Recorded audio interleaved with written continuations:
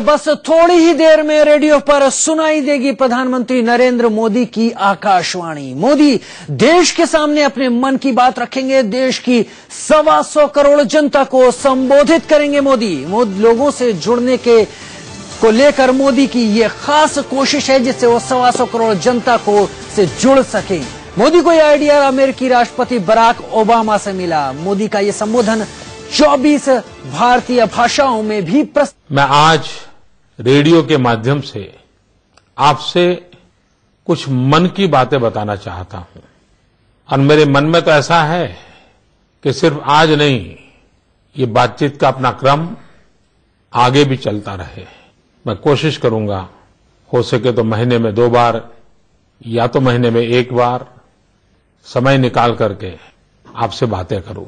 आगे चल करके मैंने ये भी मन में सोचा है कि जब भी बात करूंगा तो रविवार होगा और समय प्रातः 11 बजे का होगा, तो आपको भी सुविधा रहेगी और मुझे भी ये संतोष होगा कि मैं मेरे मन की बात आपके मन तक पहुंचाने में सफल हुआ हूं। आज जो विजयादशमी का पर्व मनाते हैं, ये विजयादशमी का पर्व बुराइयों पर अच्छाइयों का विजय का पर्व है। लेकिन एक श्रीमान गणेश वेंकरादरी, मुंबई के सज्जन, उन्होंने मुझे मेल भेजा और उन्होंने कहा कि विजयादशमी में हम अपने भीतर की 10 बुराइयों को खत्म करने का संकल्प करें।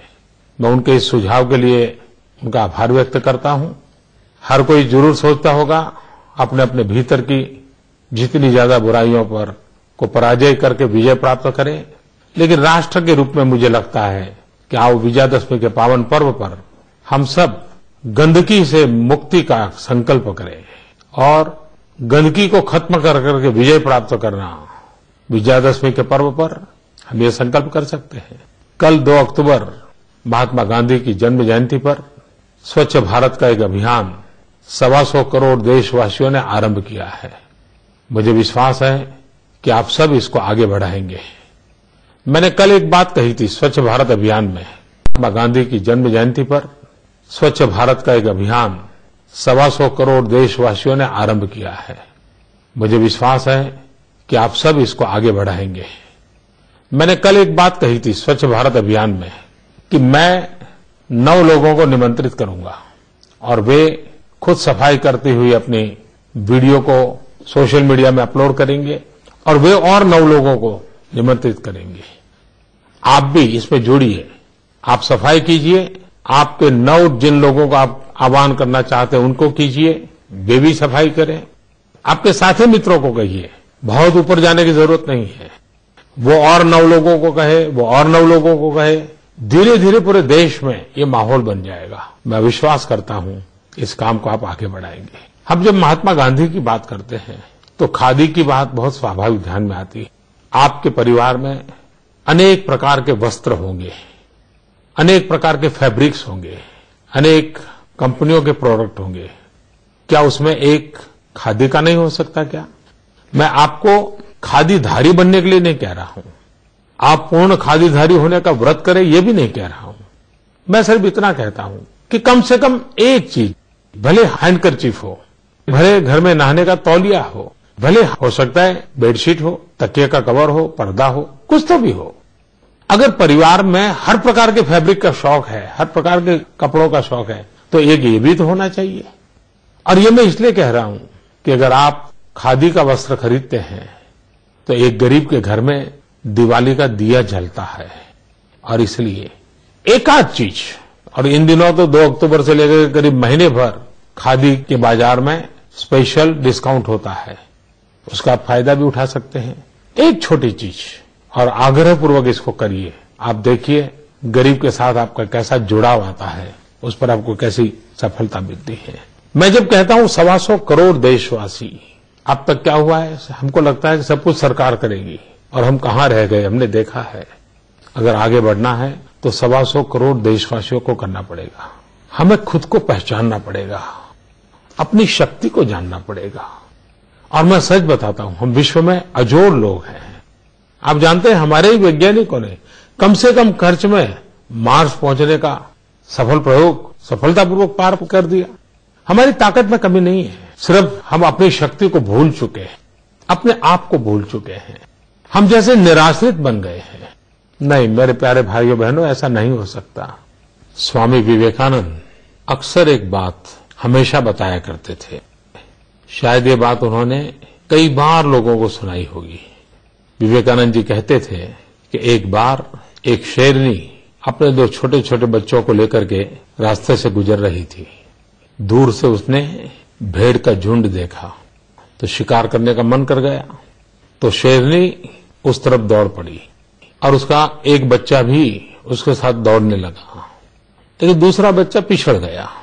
शेरनी भेड़ का शिकार करते हुए आगे बढ़ गई, एक बच्चा भी चला गया, लेकिन एक बच्चा बिछड़ गया। जो बच्चा बिछड़ गया उसमें एक माता भेड़ ने उसको पाला पोसा बड़ा किया और वो शेर भेड़ के पीछे ही बड़ा होने लगा। उसकी बोलचाल, आदतें सारी भेड़ जैसी हो गई। उसका हंसना, खेलना, बैठना, उठना सब भेड़ के साथ ही हो गया। एक बार वो जो शेरनी के साथ बच्चा चला गया था वो बड़ा हो गया था। उसने एक बार इसको देखा कि ये क्या बात है, ये तो शेर है और भेड़ के साथ खेल रहा है, भेड़ की तरह बोल रहा है, क्या हो गया इसको। तो शेर को थोड़ा अपना हम पर ही संकट आ गया, तो इसके पास गया, उसको कहने लगा, अरे तू क्या कर रहे हो, तुम तो शेर हो। तो कहा नहीं, मैं तो भेड़ हूं, मैं तो इन्हीं के बीच पला हूं, बड़ा हूं, इन्होंने मुझे बड़ा किया है, मेरी आवाज देखिए, मेरी बातचीत का तरीका देखिए। तो शेर ने कहा कि चलो मैं दिखाता हूं तुम कौन हो।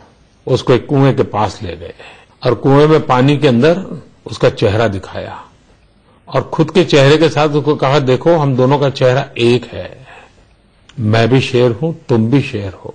और जैसे ही उसके भीतर से आत्मसम्मान जगा, उसकी अपनी पहचान हुई, तो वो भी उस शेर की तरह भेड़ों के बीच पला हुआ शेर भी दहाड़ने लगा। उसके भीतर का सत्व जग गया। स्वामी विवेकानंद जी यही कहते थे, मेरे देशवासियों, 125 करोड़ देशवासियों के भीतर अपार शक्ति है, अपार सामर्थ्य है। इतना सामर्थ्य है, हमें अपने आप को पहचानने की जरूरत है, हमारी भीतर की ताकत को पहचानने की जरूरत है। और फिर जैसा स्वामी विवेकानंद जी ने कहा था, उस आत्मसम्मान को लेकर के, अपनी सही पहचान को लेकर के हम चल पड़ेंगे तो हम विजयी होंगे, हम सफल होंगे और हमारा राष्ट्र भी विजयी होगा, सफल होगा। मुझे लगता है हमारे 125 करोड़ देशवासी भी सामर्थ्यवान है, शक्तिवान है। हम भी बहुत विश्वास के साथ खड़े हो सकते हैं। इन दिनों मुझे ईमेल के द्वारा, सोशल मीडिया के द्वारा, फेसबुक के द्वारा कई मित्र मुझे चिट्ठी लिखते हैं। एक गौतम पाल करके व्यक्ति ने एक चिंता जताई है। उसने कहा है कि जो स्पेशली एबल्ड चाइल्ड होते हैं, उन बालकों के लिए नगरपालिका हो, महानगरपालिका हो, पंचायत हो, उसमें कोई न कोई विशेष योजनाएं होती रहनी चाहिए, उनका हौसला बुलंद करना चाहिए। मुझे उनका ये सुझाव अच्छा लगा, क्योंकि मेरा अपना अनुभव है। जब मैं गुजरात में मुख्यमंत्री था तो 2011 में एथेंस में जो स्पेशल ओलंपिक होता है, उसमें जब गुजरात के बच्चे गए और विजयी होकर के आए, तो मैंने उन सब बच्चों को, स्पेशली एबल्ड बच्चों को मेरे घर बुलाया। मैं 2 घंटे उनके साथ बिताए। शायद वो मेरे जीवन को बहुत ही इमोशनल, बड़ा प्रेरक वो घटना थी, क्योंकि मैं मानता हूं कि ये किसी परिवार में स्पेशली एबल्ड बालक है तो सिर्फ उनके माँ बाप का दायित्व नहीं है, ये पूरे समाज का दायित्व है। परमात्मा ने शायद उस परिवार को पसंद किया है, लेकिन वो बालक तो सारे राष्ट्र की जिम्मेवारी होता है। बाद में इतना मैं इमोशनली टच हो गया था कि मैं गुजरात में स्पेशली एबल्ड बच्चों के लिए अलग ओलंपिक करता था। हजारों बालक आते थे, उनके माँ बाप आते थे, मैं खुद जाता था। ऐसा एक विश्वास का वातावरण पैदा होता था। और इसलिए मैं गौतम पाल के सुझाव जो उन्होंने दिया है, इसके लिए मुझे अच्छा लगा और मेरा मन कर गया कि मुझे जो सुझाव आया है वो मैं आपके साथ शेयर करूं। एक कथा मुझे और भी ध्यान आती है। एक बार एक राहगीर रास्ते के किनारे पर बैठा था और आते ही जाते सबको पूछ रहा था, मुझे वहां पहुंचना है, रास्ता कहाँ है।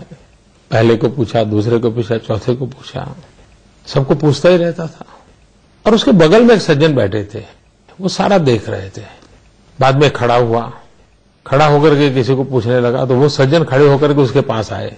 उसने कहा, देखो भाई, तुमको जहां जाना है ना, उसका रास्ता इस तरफ से जाता है। तो उस राहगीर ने उसको पूछा, भाई साहब, आप इतनी देर से मेरे बगल में बैठे हो, मैं इतने लोगों को रास्ता पूछ रहा हूं, कोई मुझे बता नहीं रहा है, आपको पता था तो आप क्यों नहीं बताते थे?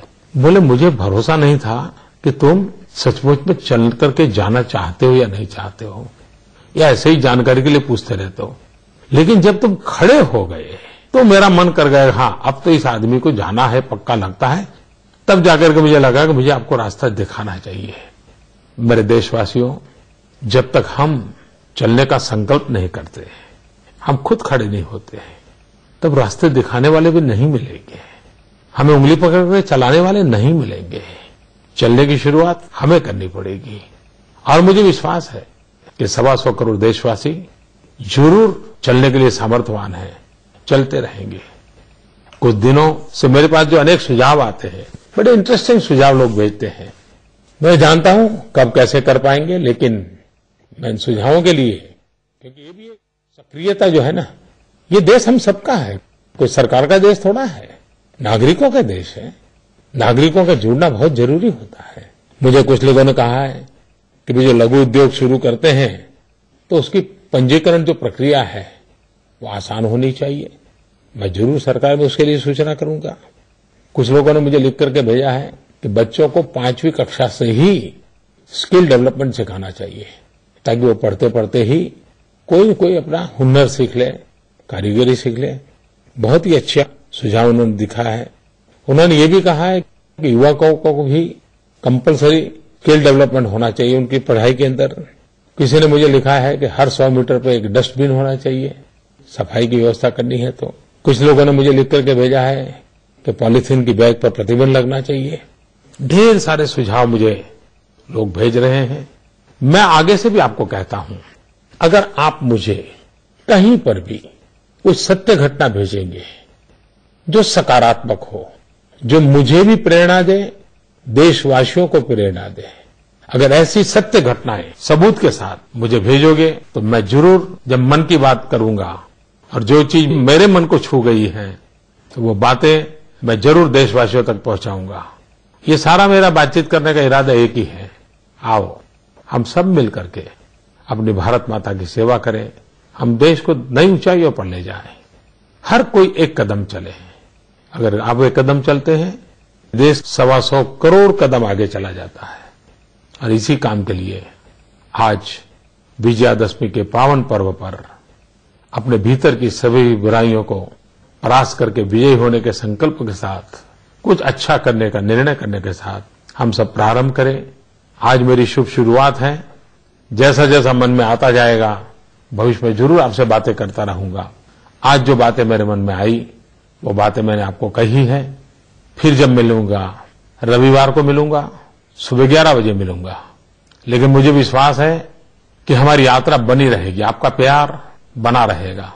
आप भी मेरी इस बात सुनने के बाद अगर मुझे कुछ कहना चाहते हैं, जरूर मेरे तक पहुंचा दीजिए, मुझे अच्छा लगेगा। मुझे बहुत अच्छा लगा आज आप सबसे बातें करने के लिए। और रेडियो का ऐसा सरल माध्यम है कि मैं दूर दूर तक पहुंच पाऊंगा, गरीब से गरीब घर तक पहुंच जाऊंगा।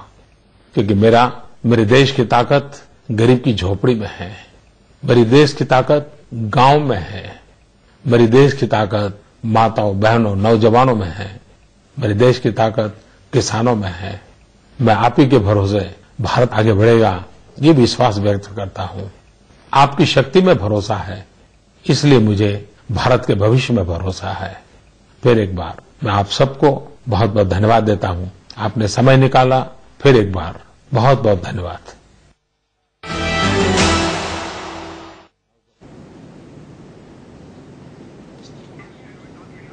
के भरोसे भारत आगे बढ़े। तो प्रधानमंत्री नरेंद्र मोदी ने अपने मन की बात की तमाम देशवासियों से 99% रीच है रेडियो की, लोगों तक पहुंचता है रेडियो, वहां तक तमाम कथा कहानियों के जरिए उन्होंने बात रखी। उन्होंने ये भी कहा कि देश जब खड़ा होगा तब देश आगे दौड़ने की कोशिश करेगा। एक बहुत अच्छा उदाहरण रखा, जो पता पूछने की बात किसी शख्स की उन्होंने कहानी के रूप में सामने रखी कि जब तक वो लोगों से जानकारी चाह रहा था तब तक कुछ नहीं हो रहा था, लेकिन जब वो खुद खड़ा हो गया किया कि उसे आगे बढ़ना है, तब उसकी मदद के लिए लोग भी सामने आ गए। तो तमाम उदाहरणों के साथ प्रधानमंत्री नरेंद्र मोदी ने लोगों से अपना जुड़ाव जाहिर किया और ये साफ उन्होंने कहा कि ये एक शुरुआत है, ये शुरुआत कोशिश यही रहेगी कि आगे से रविवार को हो, वक्त वही रहेगा, सुबह 11 बजे का। तकरीबन 14 मिनट प्रधानमंत्री नरेंद्र मोदी लोगों से अपने मन की बातें कहते रहे, लोगों से उनके अनुभव बांटते रहे।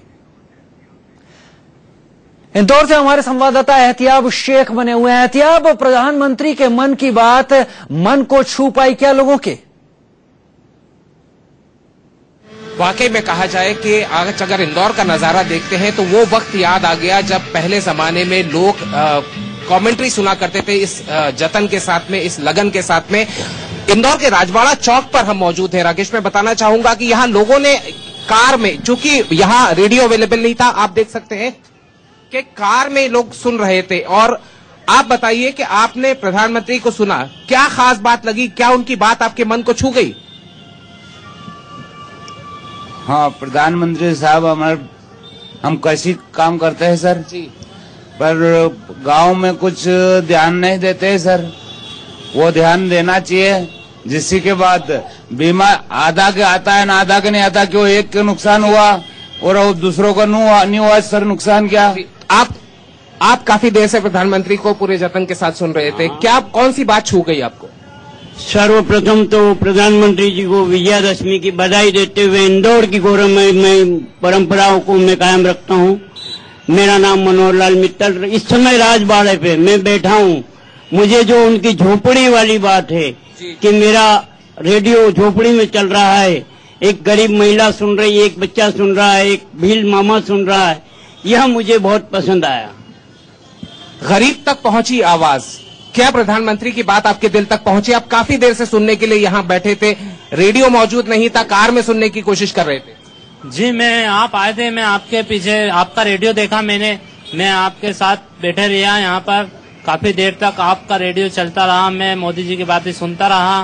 मुझे बहुत अच्छा लगा, मोदी जी ने बहुत ही अच्छे अच्छे सवाल करे, जवाब दिए हैं। मैं मोदी जी का आभार मानता हूँ। मोदी जी का आभार मानते हैं, जनता सुनना चाहती है। ये वो वक्त था जब कमेंट्री लोग सुना करते थे, लेकिन आज राजबाड़ा चौक पर हमने देखा कि लोग जवाब दिए हैं। मैं मोदी जी का आभार मानता हूँ।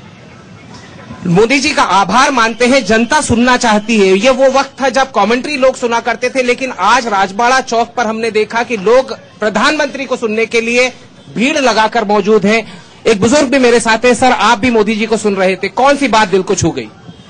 मोदी जी तो क्या है, देश के ऐसे प्रधानमंत्री बने हैं, ये जो अभी तक आज तक मतलब ऐसा कोई प्रधानमंत्री नहीं बना है।